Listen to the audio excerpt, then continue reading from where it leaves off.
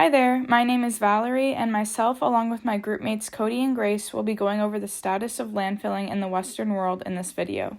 The term Western world actually refers more to a country's cultural identity and economic state than to its geographic location. As such, we are considering North America, the majority of South America, Australia, and parts of Europe and Africa as Western countries, as can be seen in this map. Specifically, we will go into detail about what landfilling is, some alternatives, available land for landfilling, gas and energy recovery, landfill leachates, and finally, landfill liners. So let's begin with the questions. What is landfilling and why is it so important?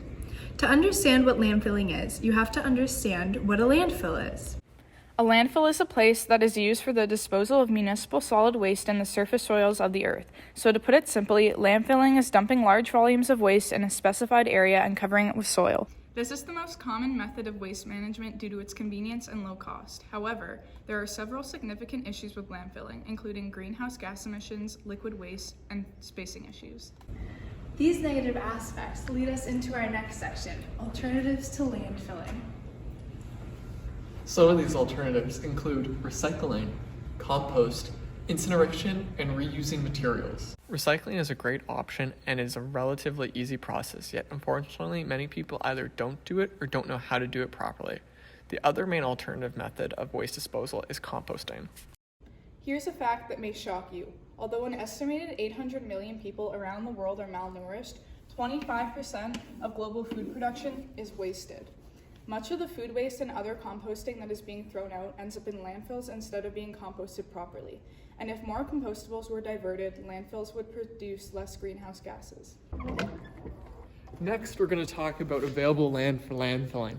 Countries that have lots of space like we do in Canada don't place as much urgency in landfilling alternatives, hence landfill being our most popular waste disposal method. Australia is an example of another Western world country that, like Canada, has lots of developed land that could be used for landfills. However, only 51% of the waste they produce is disposed of in a landfill. The rest is diverted by recovery and recycling activities. Many other smaller island countries struggle with solid waste management because they lack land availability and are completely separated from other land masses. Due to the small amount of available land, it's difficult and expensive for these islands to find space for a landfill that isn't too close to other residents' homes or tourist attractions. An example of an island experiencing these difficulties is Hawaii, and as a result, they incinerate their waste rather than landfilling it.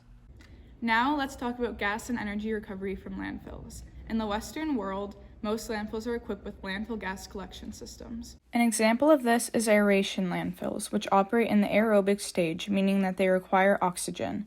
It has been shown that they reduce the long-term emission potential of a landfill at an early stage and are therefore more sustainable. Another option is biorefinery landfills. They contain perforated pipes that run through the landfill and collect the liquids produced, while gases that are produced can be accessed through wells so that they may become useful products with functions like producing heat, power, and chemical compounds. Oh, hey! Next, we're going to get into landfill leachates. Landfill leachates are liquids mainly due to precipitation that have percolated down through landfill materials, picking up dissolved substances, suspended materials, and toxins on the way. The quality and quantity of leachates in a landfill depends on waste composition, waste compaction, landfill lining systems, climatic conditions, and finally, the moisture and organic content of the waste in the landfill. These collection systems are designed to collect leachates through a drainage system rather than letting them spread into the environment. Gasification is a favorable collection system that doesn't produce any unwanted products. Additionally, gasification results in gaseous products that can be refined and used as energy.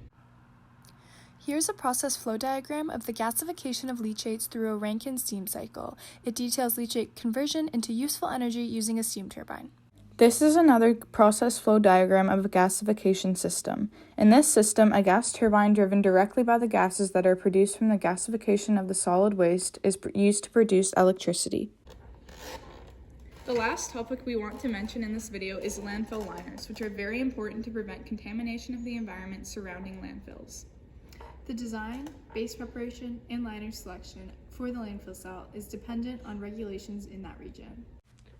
Here is an example of a typical landfill liner configuration containing a leachate collection system, a compacted clay layer, and a leak detection layer, as well as a geomembrane and geotextile layers on the top. There are three main types of liners that can be used: single liners, double liners, and composite liners. Liners are chosen based on the type of waste being held within the landfill. For example, in Australia, they require composite liners for municipal solid waste landfills, and double composite liners are required for hazardous waste landfills. Most liners are not perfect, and leaks are expected through the tears. Due to this, leachate detection methods are important to determine when leaks are occurring. That wraps up our video. Thanks for watching. We hope you learned something. Bye.